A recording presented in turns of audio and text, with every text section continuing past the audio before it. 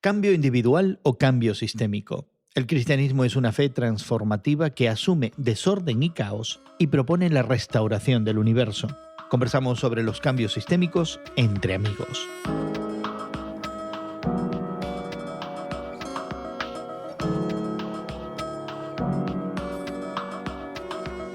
Gracias por acompañarnos en esta conversación entre amigos con Guillermo Serrano, Elsa Mazón y tu servidor Jesús García.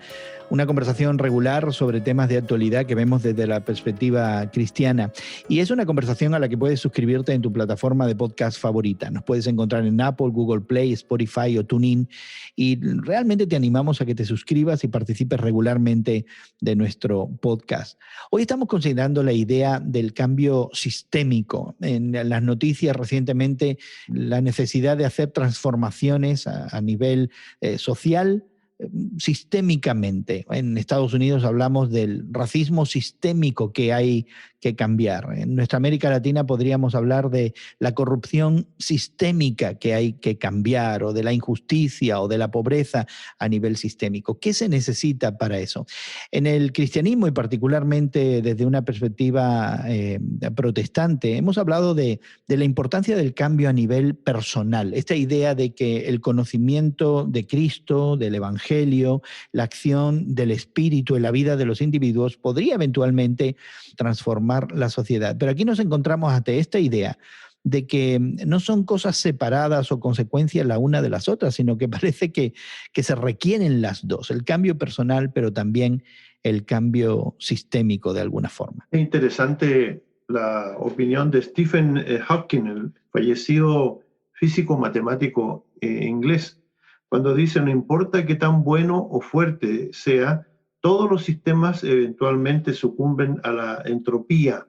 El aumento del desorden es inherente a todos los sistemas, incluido el propio universo. Y yo encuentro este comentario tan pesimista, ¿no?, que casi ya me sentía un poco descorazonado cuando comencé a leer todo esto, porque en realidad está hablando acerca de que realmente no se ve una solución a este colapso en todas las esferas de la vida, ¿no? Gerson, tú empezaste hablando acerca del mundo físico, de cómo la energía, de cómo todo lo que tiene vitalidad empieza a perder su fuerza y empieza a decaer hasta el grado de morir, pero también debemos recordar que la energía no se crea ni se destruye, sino solo se transforma. Esa es una teoría, ¿eh? Esa es una teoría que habría que probarla, sí, y habría que llevarla a una demostración, ¿eh? Bueno, pues yo lo quiero llevar entonces a una demostración desde el punto de vista espiritual, porque nos ha tomado Cristo a cada uno de nosotros, ¿verdad?, de cierta manera, y nos ha transformado, nos ha dado de un corazón de piedra a un corazón de carne. Y yo creo que debemos recordar que a pesar de que esta entropía, de la tendencia de que las cosas o los sistemas o las personas vayan decayendo hasta el punto de morir, debemos también recordar de que hay esos resurgimientos, esos renacimientos, esos ciclos donde las cosas vuelven a un auge, a un esplendor, y hay energía, hay armonía, y también no debemos pensar que todo es fatalista y que todo va a llegar a su fin. Va a haber transformaciones que nos lleven al bien. Cuando yo escuché la palabra entropía, a pesar de que la había estudiado en mi época de estudiante de hace ya tiempo atrás, ¿no? Tuve que ir al diccionario nuevamente, que un colega mío lo llamaba el mataburros, ¿no? Y que dice que en la física la entropía es la función termodinámica, que es una medida de la parte no utilizable de la energía contenida en un sistema o materia. Y entonces ahora comencé a comprender de que tanto nosotros, los seres humanos, como en los sistemas que vivimos, ya sea económico, filosófico, estilos de vida, hay una parte que es como una especie de lastre que se arrastra, pero que no se transforma, que no ayuda realmente a una transformación.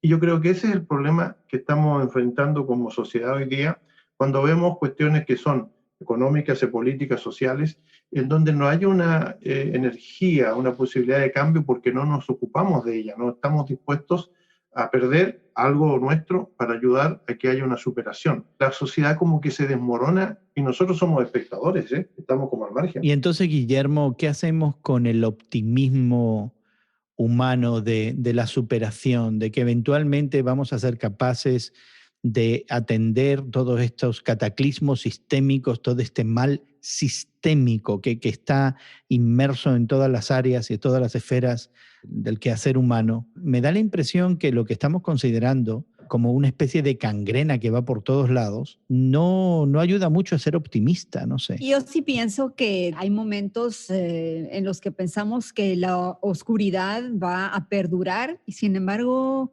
una vez llegados a ese momento, empezamos a percibir de cierta manera como humanidad, como sociedad, como individuos, esos rayos de luz, esos destellos que empiezan a disipar esas nubes negras. Yo creo que nos ha sucedido, recuerdo en los años 40, ¿no? Con la Segunda Guerra Mundial, donde Europa fue devastada, ¿no? Por la guerra y las muertes, millones de personas murieron por esa gran tragedia y sin embargo Europa resurgió. Y yo pienso que sí, que en momentos en que los sistemas se derrumban, es una gran oportunidad para volver a pensar en los grandes ideales, en esos ideales clásicos, ¿no? De la bondad, de las virtudes, de la generosidad, de la creatividad, de la unidad, de la armonía, del progreso. Pero uno podría argumentar, Elsa, en el ejemplo que nos has dado, Europa se supera de la Segunda Guerra Mundial. Poco después tenemos el enfrentamiento de la Guerra Fría, la polarización de los bloques económicos y militares, las guerras que suceden como consecuencia de eso en distintas partes del mundo, las desigualdades económicas, guerras que han continuado con aspectos religiosos que hemos experimentado hasta reciente tiempo.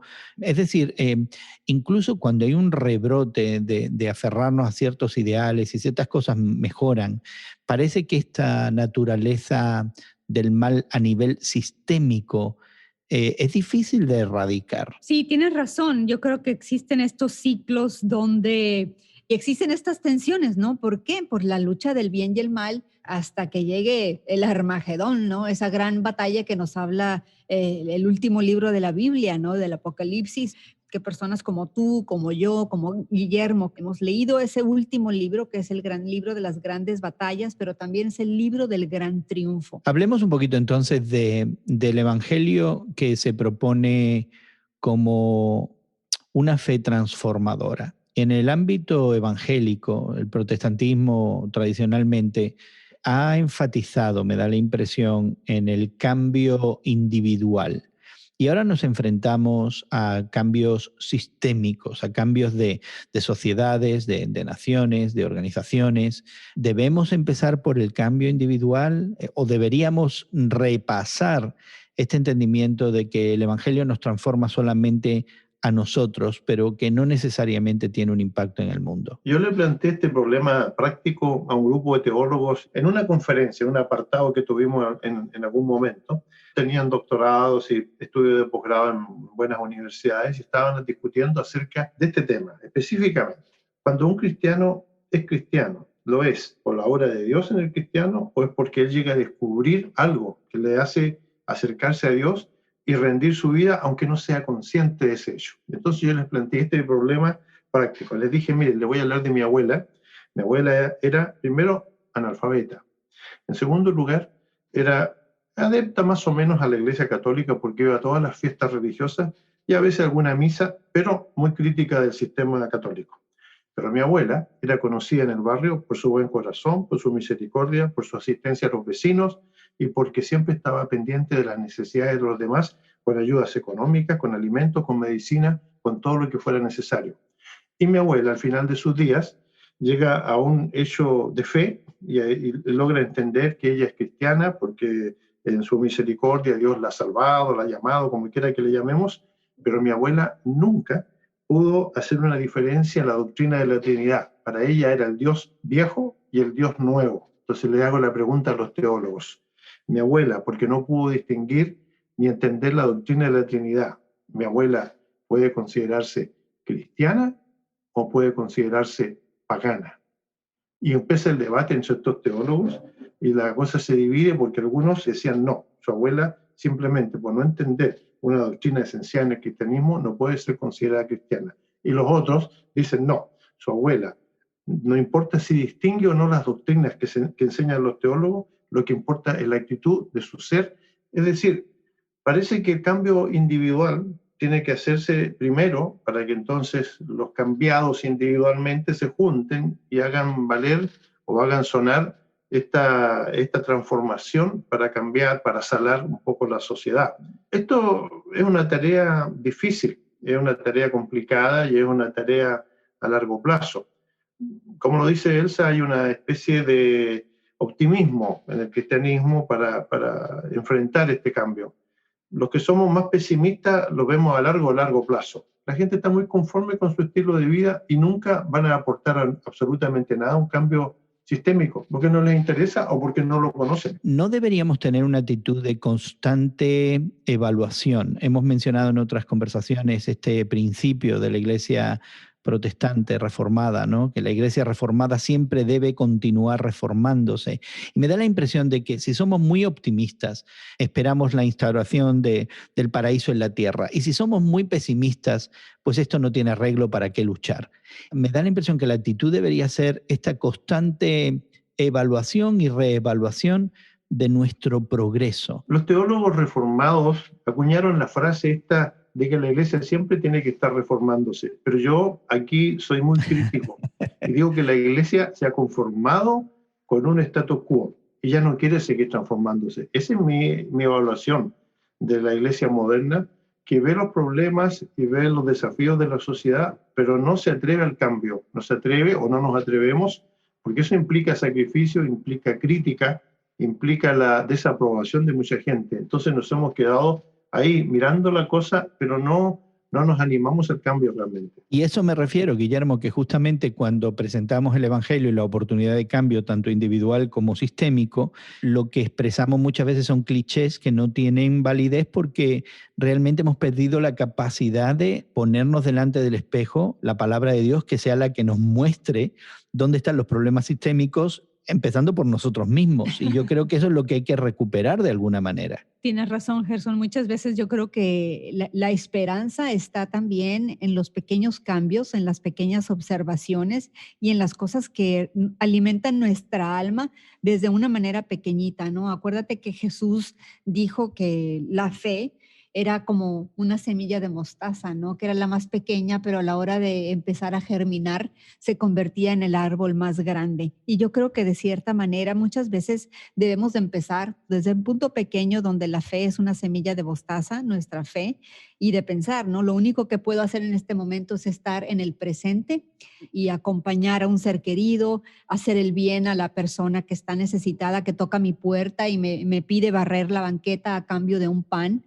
Y de esa manera, poco a poquito, podemos hacer un bien que nunca sabemos, ¿no? Puede llegar a ocasionar otro bien y ese bien otro bien y ese bien otro bien, hasta que empezamos a cambiar la sociedad de una manera que no la podemos ver. Y yo creo también que de esa manera podemos cambiar el mundo haciendo el bien al cruzar la calle con nuestro vecino. Pues quisiéramos animarte, querido amigo, que nos acompañes en esta conversación, a que interactúes con nosotros y nos des tu opinión acerca de los cambios sistémicos que se necesitan en tu comunidad, en tu sociedad, en el país donde nos escuchas.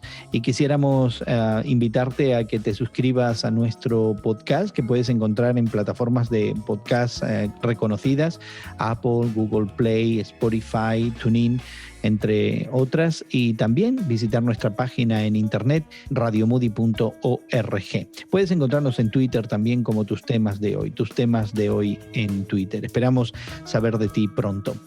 Queremos dar las gracias al trabajo de producción que se hace tanto en Sao Paulo, Brasil, como en la ciudad de Chicago, y que hace que esta conversación entre amigos con Guillermo Serrano, Elsa Masón y tu servidor Gerson García llegue hasta ti, confiando que la hayas disfrutado. También agradecidos a Elsa y a Guillermo por acompañarnos y esperando verte en otra ocasión. Hasta que suceda eso, que pases un buen día y que Dios te bendiga.